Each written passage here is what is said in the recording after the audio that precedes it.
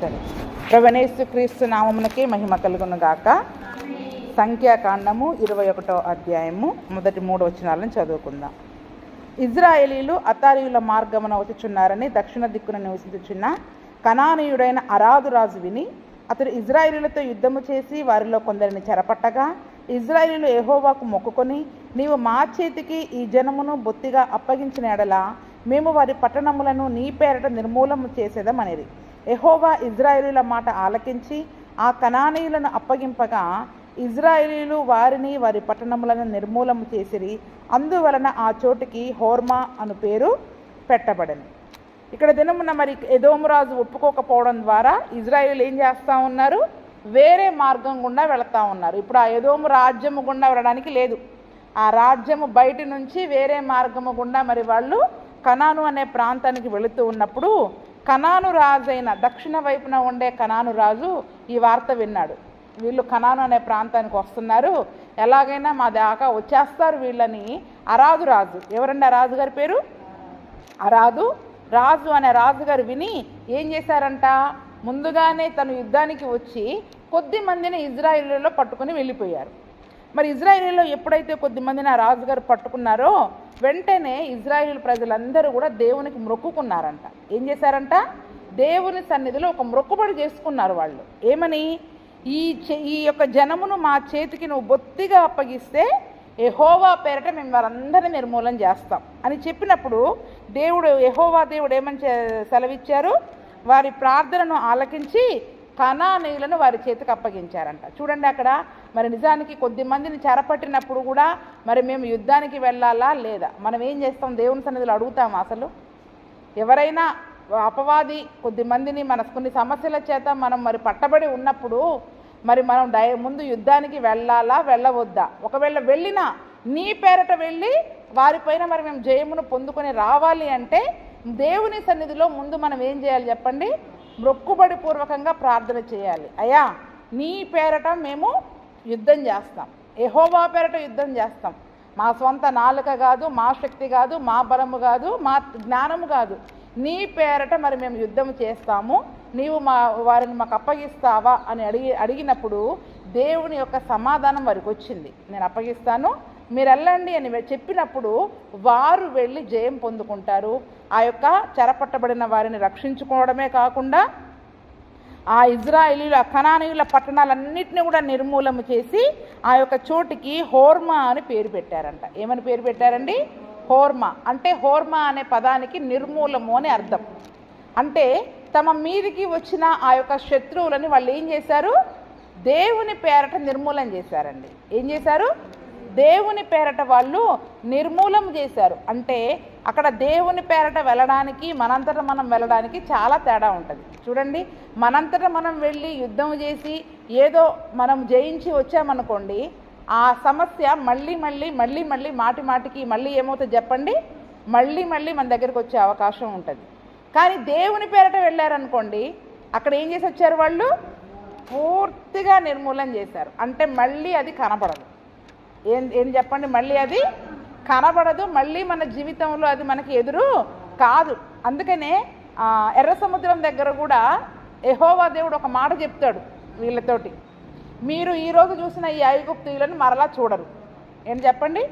మీరు ఈరోజు చూసిన ఈ ఐగుప్తీయులను మరలా చూడరు. ఎందుకంటే అందరూ ఎర్ర సముద్రంలో అక్కడ చనిపోయారు. వాళ్ళు అక్కడ ఎర్ర సముద్రంలో వాళ్ళు మరణించారు. కాబట్టి ఆ సమస్య మళ్ళీ మన జీవితంలో ఎదురు కాకుండా ఉండాలి అంటే యెహోవా పేరట మనం యుద్ధం చేయాలి. ఎలా చేయాలండి? యెహోవా పేరట మనం యుద్ధం చేసినప్పుడే ఈ దినమున ఏ సమస్యతోటైతే మరి మనం బాధపడుతున్నామో, అపవాది ఏ సమస్యనైతే మరి మన కుటుంబంలో బంధించి చెరపట్టి, కొద్ది మంది మన కుటుంబస్తులనే చెరపట్టి ఉంచవచ్చు, లేదా సమస్యలు అప్పుల అనే సమస్యని చెరపట్టి ఉంచవచ్చు, ఏదో ఒక అనారోగ్యము అనే చెర అపవాది మనకు వేసినప్పుడు దానిని సంపూర్ణముగా దానిపైన మనం జయం పొందుకోవాలి అంటే దేవుని సన్నిధిలో మొక్కుబడి చేసుకొని ఒక దేవుని పేరట మనం యుద్ధానికి వెళ్ళినప్పుడు మాత్రమే ఆ సమస్యని సంపూర్ణముగా నిర్మూలం చేయగలుగుతామండి. చాలామంది ఏం చేస్తారంటే తమ సొంత జ్ఞానాన్ని బట్టి వెళ్ళి మాట్లాడి ఏదో ఒకటి చేసుకొని ఆ సమస్య పైన జయం పొందుకున్నాము అని అనుకుంటాం. కానీ అది అంతటితో ఆగిపోదు. మళ్ళీ మళ్ళీ మళ్ళీ మళ్ళీ ఆ సమస్య రేగుతానే ఉంటుంది. అదేంటంటే మన జ్ఞానాన్ని బట్టి చేసుకుంటే అలాగంటుంది. అందుకనే కీర్తనల గ్రంథం 44వ అధ్యాయంలో ఇదే మాట గురించి అక్కడ భక్తులు రాస్తారు. చూడండి, కీర్తనల గ్రంథం 44 మొదటి నుంచి.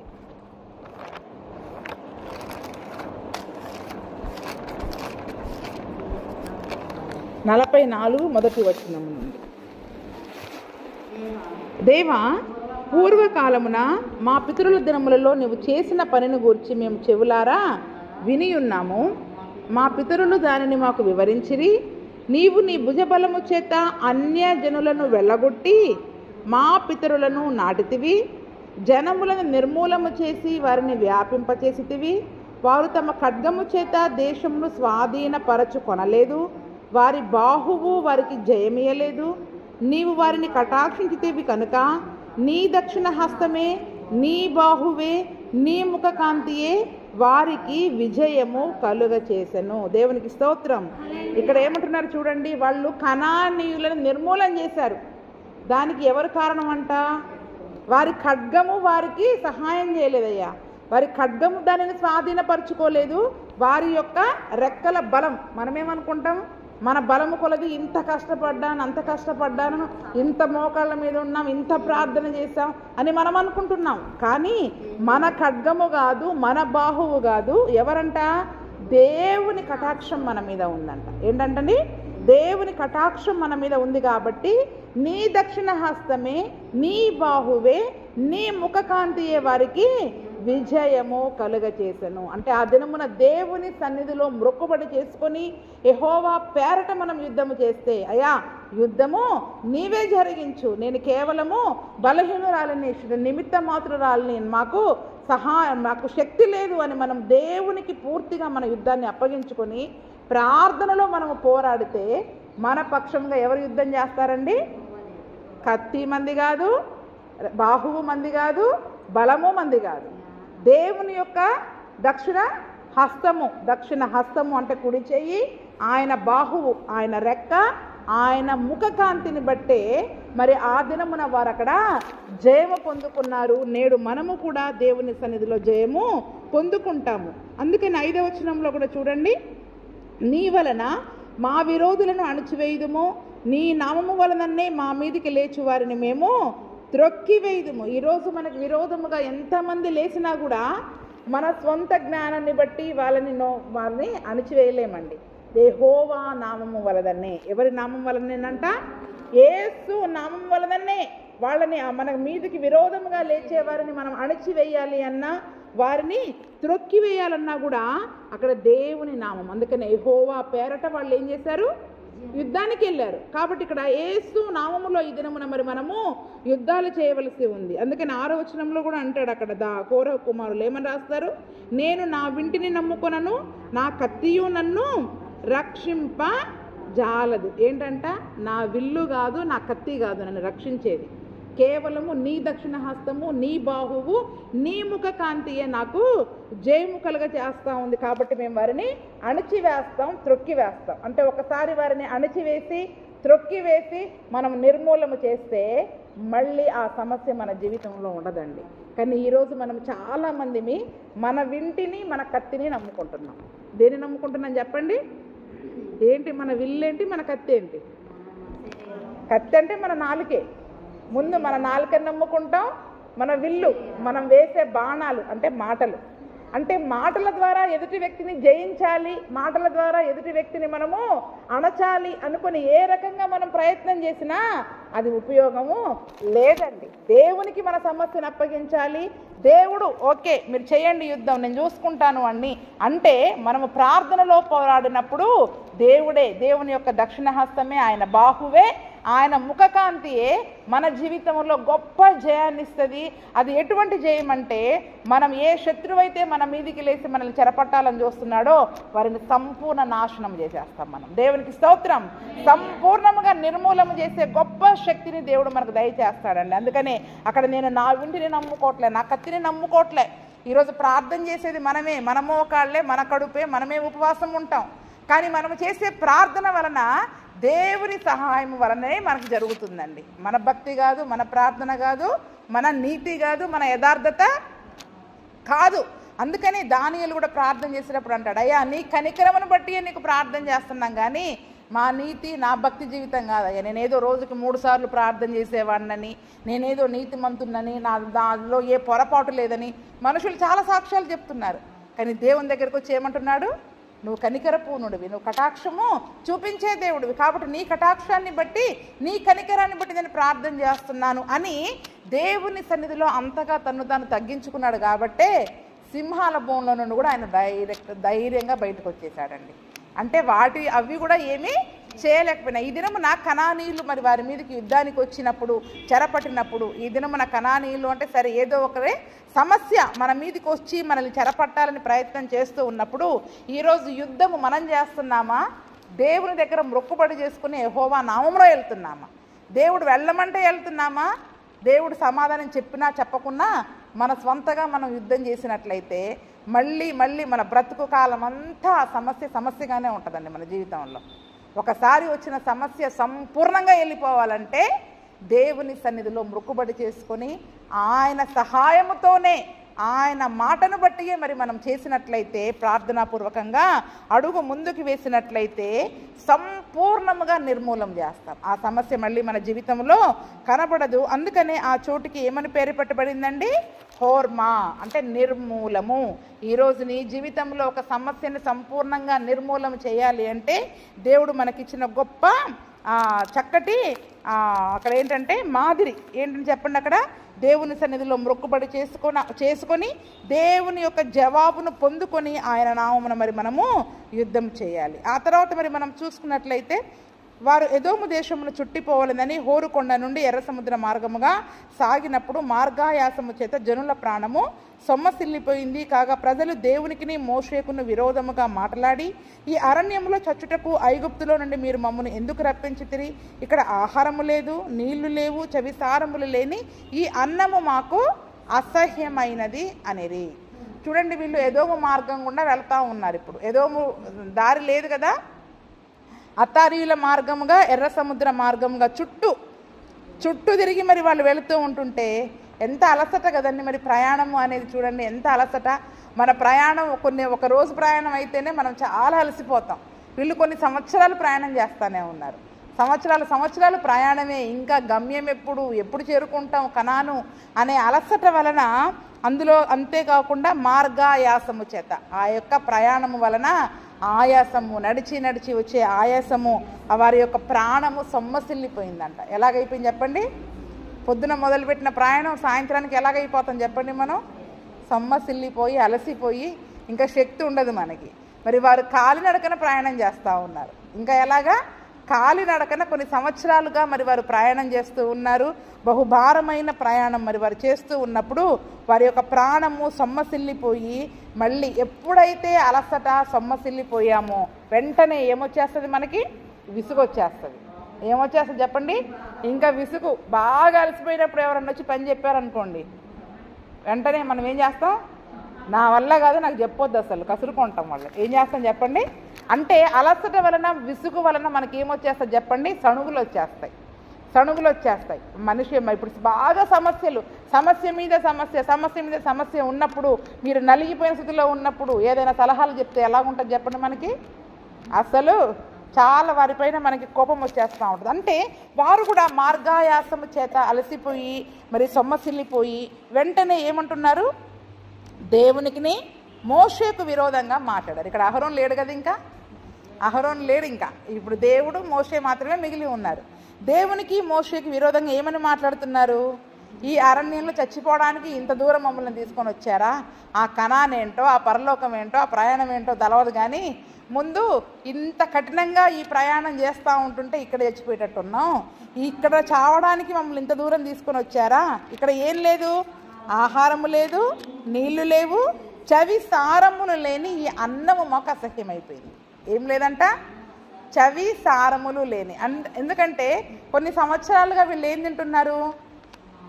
మన్నానే తింటున్నారు. మాంసం అడిగినప్పుడు పెట్టారు దేవుడు, కానీ రోజు తినే ఆహారం ఏంటి? మన్నానే. అది ఎలాగుంటుంది? కొత్తిమీర గింజలాగా ఉంటుంది, తినడానికి తేనెలాగా ఉంటుందంట ఆహారం. అంటే ఎంతసేపు తింటాను చెప్పండి తేనె? ఒకరోజు స్వీట్ తింటే మనకి కారం తినబుద్ధి అవుతుంది, కాస్త కారం ఎక్కువ కాగానే స్వీట్ తినబుద్ధి అవుతుంది. అంటే నోటికి ఏది తినాలనిపిస్తే అది ఇంట్లో మనం ఏం చేస్తాం, చటక్కనే మనం నోట్లో వేసుకొని మనం తృప్తి పొందుకుంటాం.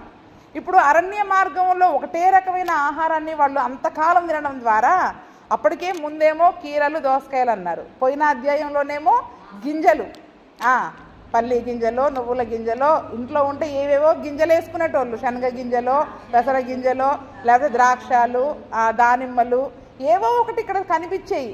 అక్కడైతే వెళ్ళి చక్కగా కొట్లో వెళ్ళి కొనుక్కొచ్చుకొని మాకు నచ్చినవన్నీ తినేటోళ్ళం. ఇప్పుడు ఈ అరణ్యంలో ఏవి దొరకటం లేదు. ఎంతసేపు ఏం దొరుకుతుంది, ఇదే మన్నా, ఇదే మన్నా, మన్నా మన్నా మన్నా, పొద్దున్న లేస్తే మన్నా, అవే రొట్టెలు చేసుకోవాలి, అదే అన్నం వండుకోవాలి, అదే గంజి చేసుకోవాలి, దాంతోటే అన్నమైనా గంజి అయినా రొట్టెలైనా ఏదైనా దాంతోటే చేసుకోవాలి. ఇంకొక ఆహారం అనేది అరణ్యంలో వాళ్ళకి దొరకటం లేదు. కాబట్టి ఈ చవిసారములు లేని అన్నం మాకు అసహ్యమైపోయింది అంటున్నారు. ఏంటంట, చవిసారములు లేని అన్నము మాకు అసహ్యమైపోయింది అని విసుక్కుంటున్నారండి వాళ్ళు. నిజానికి ఈ ఆహారము దేవదూతలు తినే ఆహారం. ఏ ఆహారం అండి అది? దేవదూతలు తినే ఆహారం. ఇప్పుడు మనకు కావాలనుకున్నా దొరకదు అది.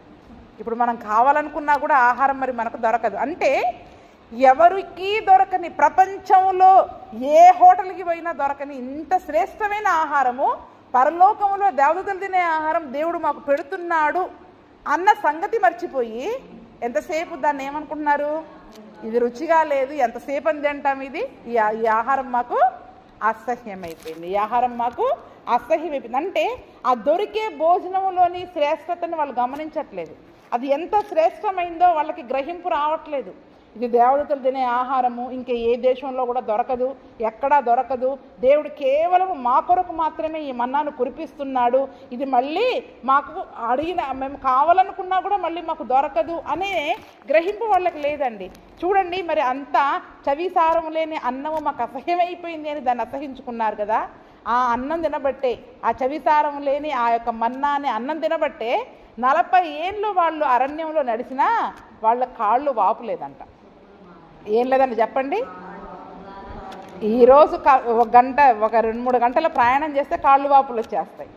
కాస్త ఎక్కువగా నడిచేస్తే మనకి కాళ్ళు నొప్పులు వచ్చేస్తాయి. ఎంతో బలహీనమైపోతాయి మన కాళ్ళు కానీ పాదాలు కానీ, వాపులు కానీ, నొప్పులు కానీ. కానీ ఆ మన్నా తినడం వలన వాళ్ళకి ఏం అవ్వలేదంట, కాళ్ళకి వాపు రాకుండా. అంత శ్రేష్టమైన ఆహారం ఈరోజు మనకు కావాలనుకున్నా దొరకదు. అబ్బా కాళ్ళు నొప్పులు రాకుండా, కాళ్ళు వాయకుండా ఏదైనా ఆహారం దొరికితే ఎంత బాగుండని మనం అనుకుంటాం. కానీ అది నిజంగా వాళ్ళకి ఆ రోజు అర్థం కాలేదండి. ఈ ఆహారం తినడం వల్లనే మేము ఇంత ప్రయాణం చేయగలుగుతున్నాం. ఈ ఆత్మీయ ప్రయాణంలో మాకు బలాన్ని ఇచ్చేది ఈ ఆహారం మాత్రమే, ఈ మన్నా మాత్రమే. ఏ ఆహారం తిన్నా, శరీర సంబంధమైన ఏ ఆహారం తిన్నా ఆ బలము వారికి సరిపోయేది కాదు. అందుకని నేను ఇంతకుముందు కూడా చెప్పా, మన్నా అంటే దేవుని యొక్క వాక్యము. వాక్యాన్ని విసుక్కోకూడదు. ఎంత కావాలంటే అంత వాక్యాన్ని మనం భుజించే వారముగా ఉండాలి. కానీ వాక్యం 1 గంట వాక్యం వినాలంటే మనకి విసుగొచ్చేస్తుంది. మధ్యలో కళ్ళు నిద్రపోతూ ఉంటాయి. అంతేనా ప్రిస్కిల్లా? ఒక నిద్ర అయిపోయింది ఆమెది. మధ్యలో కళ్ళు నిద్ర మూతలు పడతా ఉంటాయి. అందుకనే పౌలు కూడా దీర్ఘ ప్రసంగికుడు అంట. మేడగదిలో రాత్రంతా బోధిస్తూ ఉంటుంటే కిటికీలో నుంచి ఒకడు తూగి కింద పడిపోయాడు. ఇప్పుడు కిటికీలో కూర్చుంటే అర్థమైంది మనం కింద పడేటోళ్ళమో మీద పడేటోళ్ళమో, నిద్ర ఉండేటోళ్ళమో కిటికీలో. కాబట్టి వాక్యాన్ని అసహించుకోవద్దు, విసుక్కోవద్దండి. వాక్యం మనం ఎంత తింటే, అందుకనే యేసు ప్రభుల వారు ఏమంటారు, మనుషుడు రొట్టె వలన మాత్రము కాదు కానీ నా నోట నుంచి వచ్చే మాట వలన బ్రతుకుతాడు.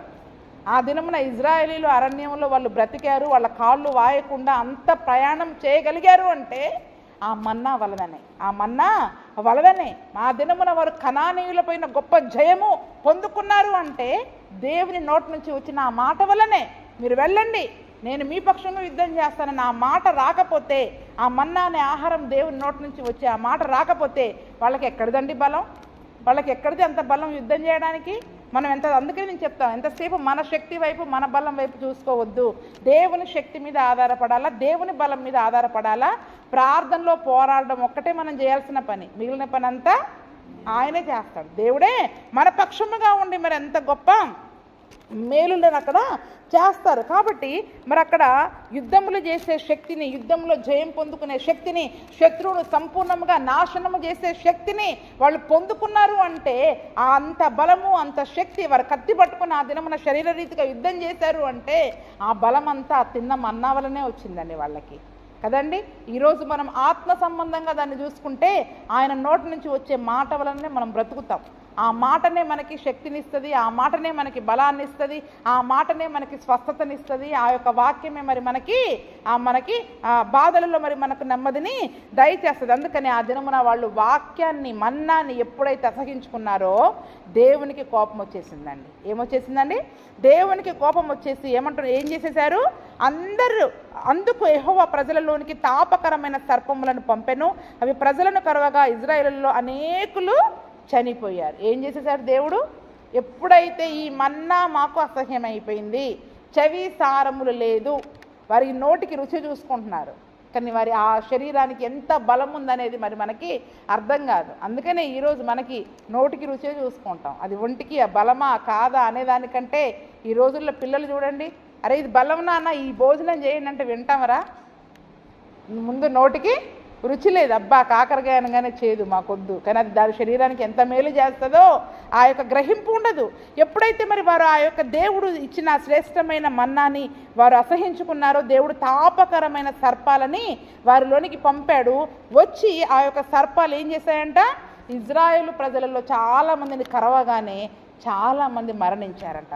మరణించడంతో వాళ్ళందరూ మళ్ళీ మోషే దగ్గరికి వచ్చి మొరపెట్టుకున్నారు, అయ్యా యెహోవాకు నీకు మేము విరోధంగా మాట్లాడి పాపం చేశాం, యెహోవా మా మధ్యలో నుండి ఈ సర్పాలను తొలగించినట్లు నువ్వు దయచేసి ఆయన సన్నిధిలో వేడుకో, ప్రార్థన చేయి అని మోషే దగ్గరికి వచ్చి వాళ్ళు బ్రతిమలాడినప్పుడు మోషే ప్రజలందరి కొరకు ప్రార్థన చేశాడండి.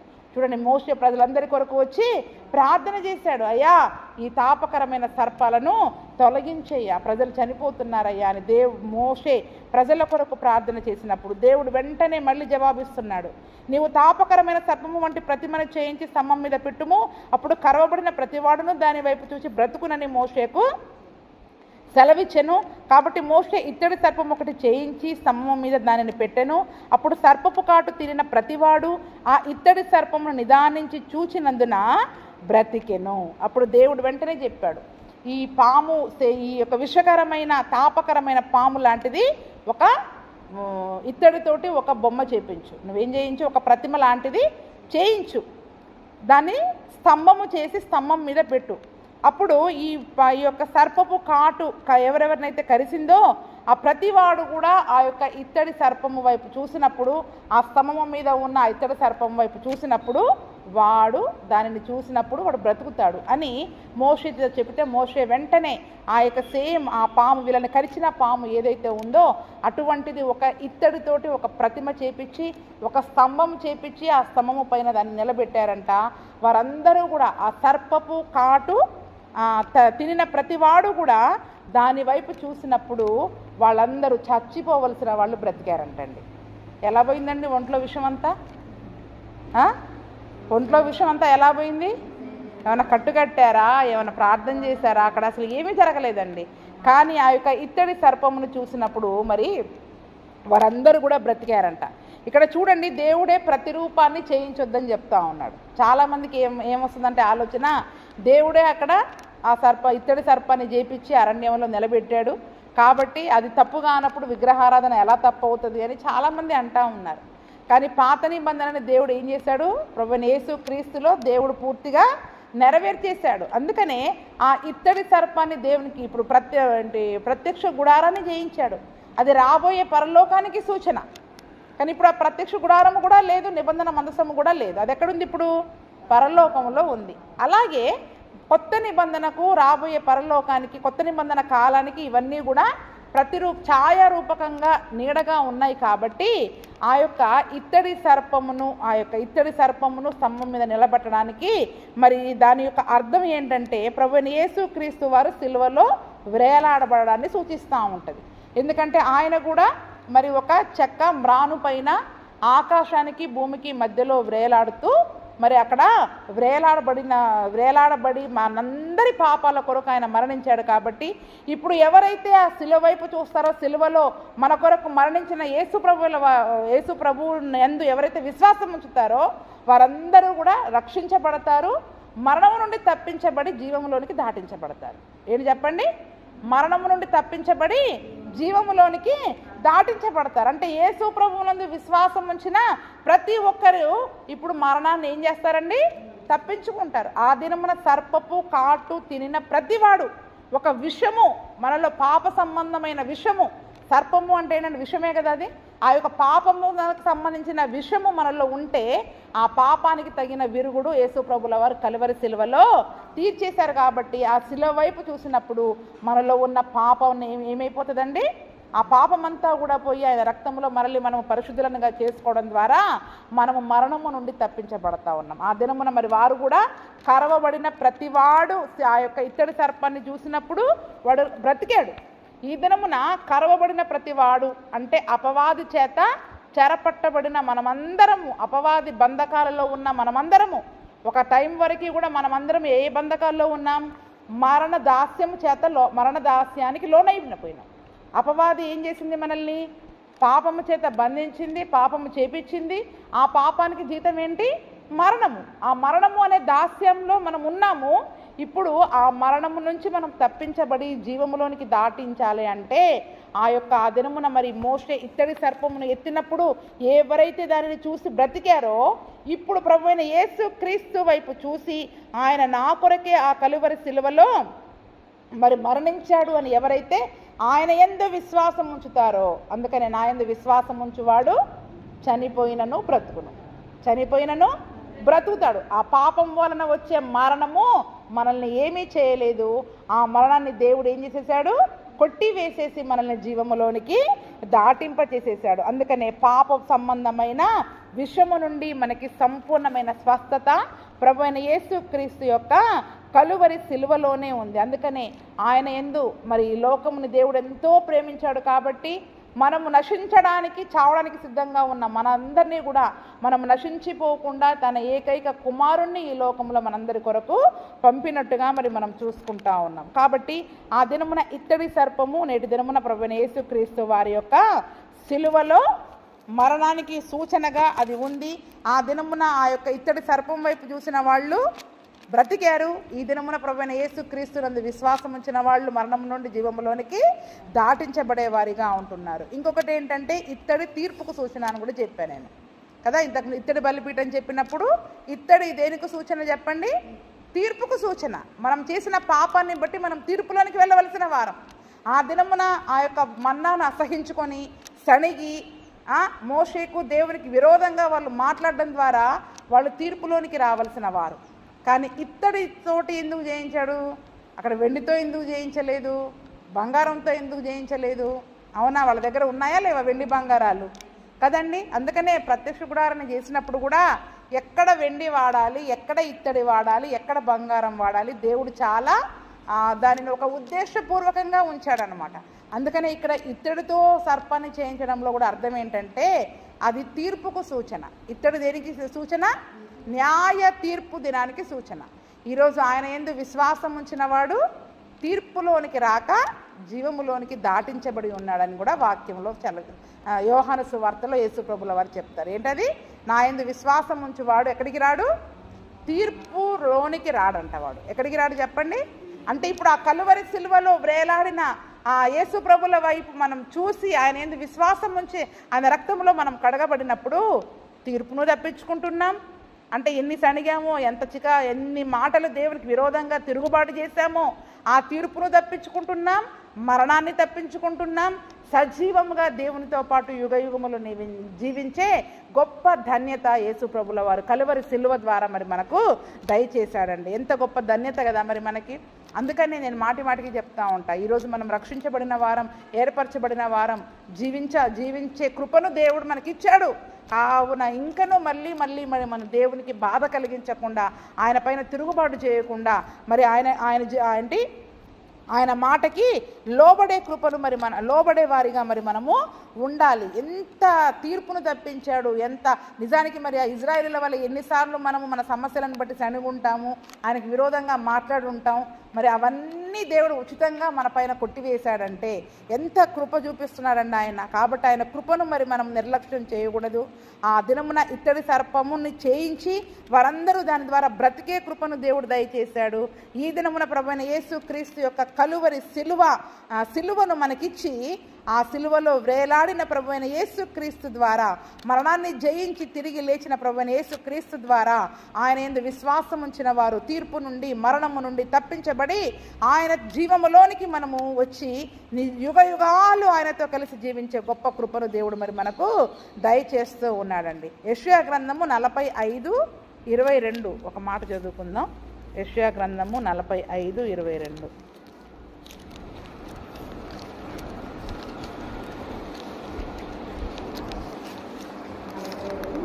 22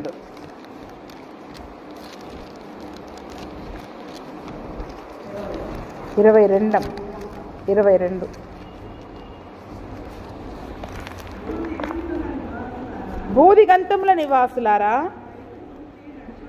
నా వైపు చూసి రక్షణ పొందుడి. ఎవరి వైపు చూసి రక్షణ పొందాలంట? ఇప్పుడు రక్షణ, జీవము ఎక్కడ దొరుకుతుంది మనకి? ఆ దినమున ఇత్తడి సర్పమును చూసిన వాడు బ్రతికాడండి. ఈ దినమున మరి నశించిపోతున్న మానవునికి రక్షణ ఎక్కడ దొరుకుతుంది? దేవుని దగ్గర, ప్రభువైన యేసు క్రీస్తు కలువరి సిలువ దగ్గరే అది మనకు దొరుకుతూ ఉంది. అందుకని ఏమంటున్నాడు? భూదిగంత నివాసులారా, నా వైపు చూచి రక్షణ పొందుడి. దేవుడను నేనే, మరి ఏ దేవుడునూ లేడు. నా ఎదుట ప్రతి మోకాలు వంగుననియు ప్రతి నాలుకయు నా తోడని ప్రమాణము చేయుననియు నేను నా పేరట ప్రమాణము చేసి ఉన్నాను. నీతిగల నా నోటి మాట బయలుదేరి ఉన్నది, అది వ్యర్థము కానేరదు. ఆయన తప్ప రక్షణ మనకి ఎక్కడ కూడా దొరకదండి. కాబట్టి దేవుడు ఆయన తప్ప మరి ఏ దేవుడు కూడా లేడు. ప్రతి మోకాలు ప్రతి నాలుక దేవుని ఎదుట వంగుతుందంట. దేవుని తోడని ప్రమాణము చేసే ఒక దినము రాబోతుంది. అందుకనే మనం పాట యేసురాజు వచ్చినాడు దాంట్లో పాట పాడుకుంటాం కదా.